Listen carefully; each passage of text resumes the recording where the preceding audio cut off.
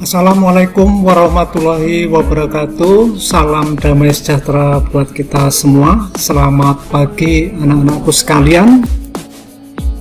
Kita lanjut kembali. Kita belajar mapel prakarya dan kewirausahaan kelas 12 bab 4 wirausaha pengolahan makanan khas daerah yang dimodifikasi.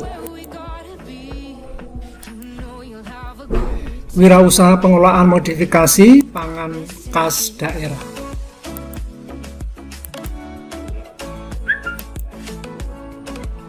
A. Pangan khas daerah sebagai pendukung pariwisata. Saat ini ada 30 jenis kuliner yang menjadi ikon makanan khas Indonesia. Makanan ini terbagi menjadi makanan pembuka, makanan utama, dan makanan penutup.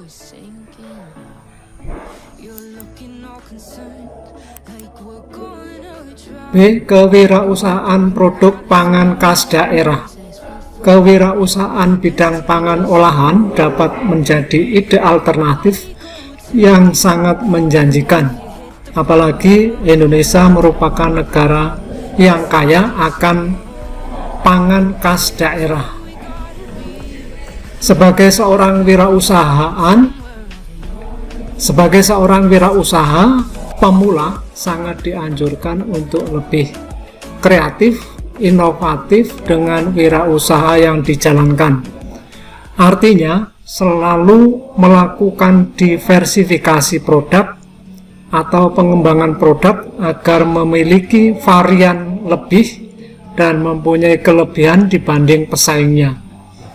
Inovasi juga dapat dilakukan agar konsumen tidak jenuh dengan produk yang sudah ada.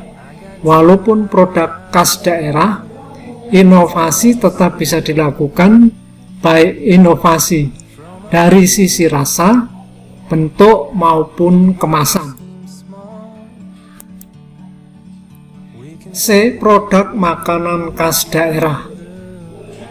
1. Produk makanan khas daerah hewani. Sebagai contoh, telur asin, dadih, ikan asin, rendang, sate serepeh, dan lain-lain. Produk makanan khas daerah nabati. Sebagai contoh, papeda, keripik buah, negasari. D. Bahan untuk pengembangan pangan khas daerah. Bahan yang digunakan pengolah pangan ini menjadi 3, yaitu bahan baku utama. Bahan baku adalah bahan utama yang paling banyak penggunaannya pada sebuah produk pangan. Bahan baku dapat berupa bahan nabati dan hewani. 2. Bahan tambahan pangan.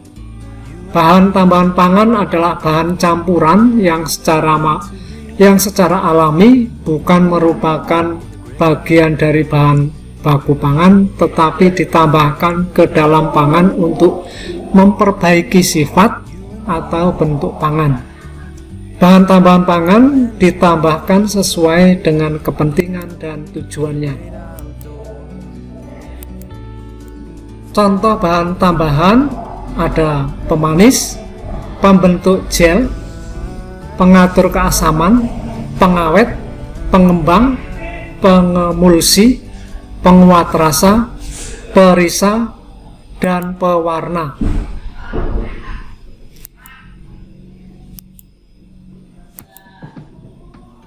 E. Modifikasi pangan khas daerah. Tujuan modifikasi adalah untuk variasi rasa dan bentuk, memperpanjang usia produk, meningkatkan tingkat higienis produk. Jenis-jenis modifikasi. 1. Modifikasi bahan untuk menghasilkan cita rasa dan aroma yang baru. Sedangkan modifikasi proses untuk menghasilkan tekstur berbeda, meningkatkan keawetan dan higiene pangan. Modifikasi tampilan dilakukan dengan pembentukan pangan, penambahan hiasan, dan pengemasan. F. Pengemasan dan pemasaran. Pengemasan, fungsi kemasan adalah untuk melindungi produk dari lingkungan luar, melindungi dari benturan, untuk penanganan distribusi, memberikan informasi, serta daya tarik pembeli. B. Jenis-jenis kemasan. Ada kemasan primer, kemasan yang bersentuhan langsung dengan produk, kemasan sekunder, pembungkus kemasan primer dan tidak bersentuhan langsung dengan produk. Sedangkan kemasan tersier digunakan untuk distribusi jarak jauh dan membungkus beberapa kemasan sekunder. 2. Pemasaran.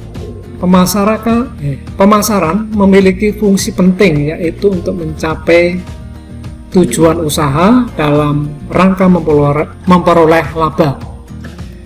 Strategi pemasaran terbagi menjadi 4, yaitu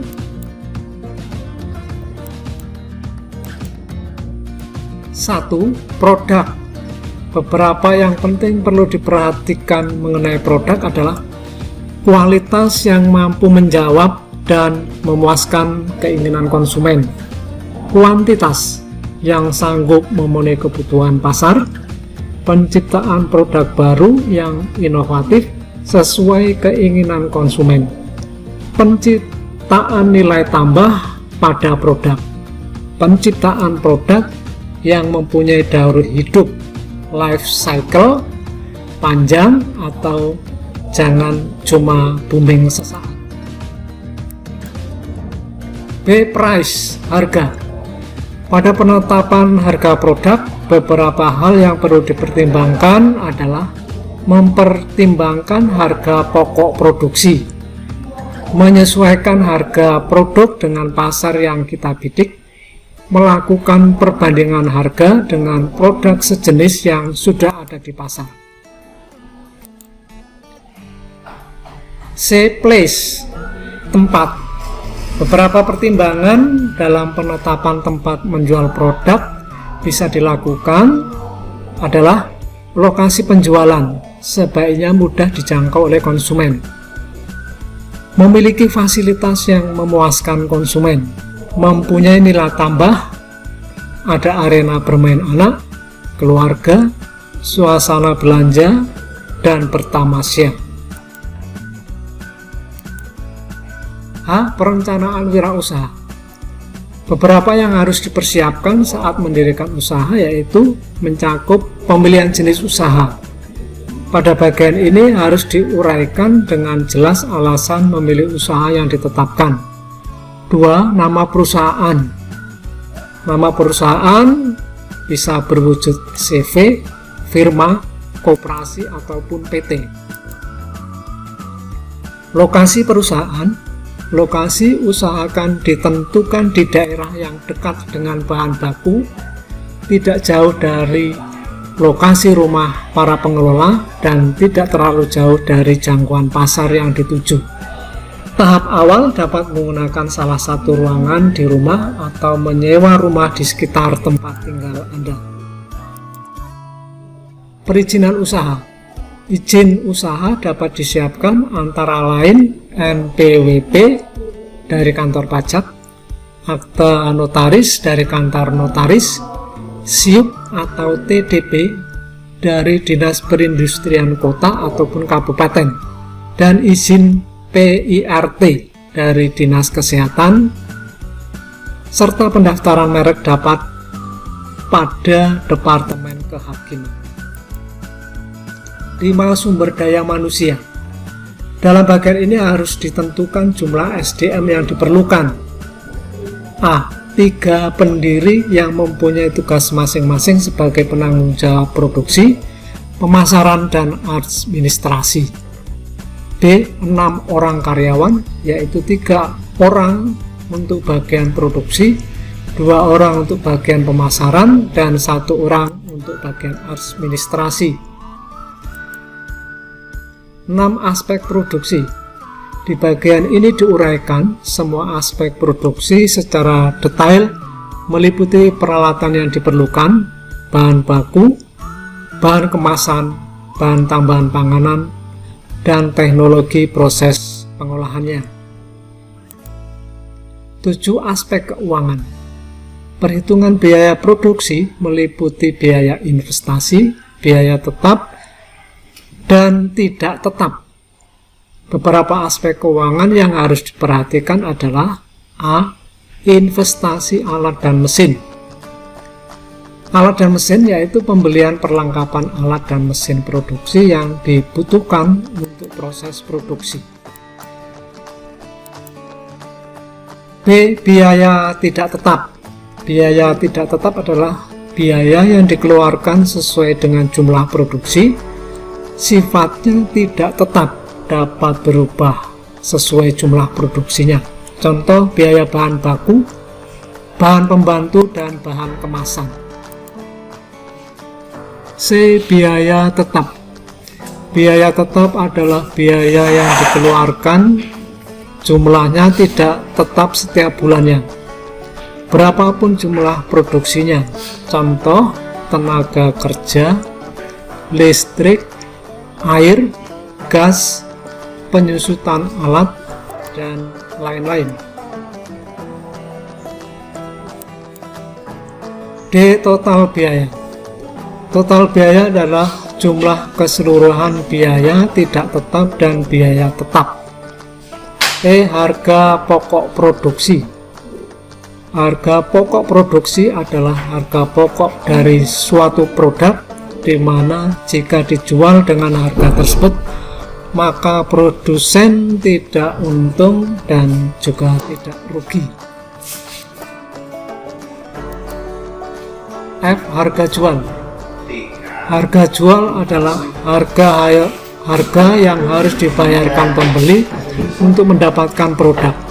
Harga jual ini meliputi harga dari pabrik dan harga konsumen. G.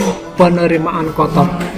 Penerimaan kotor adalah jumlah penerimaan uang yang didapatkan oleh perusahaan sebelum dipotong total biaya.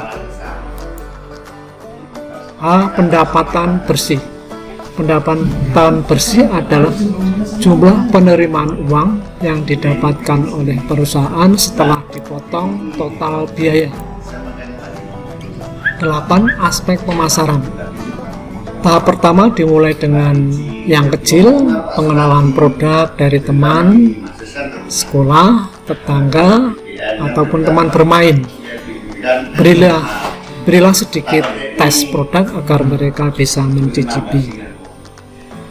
Bila produk mulai dapat diterima oleh penggemarnya, lalu merambah ke pasar baru dengan menitipkan di warung, toko, ataupun di kantin sekolah.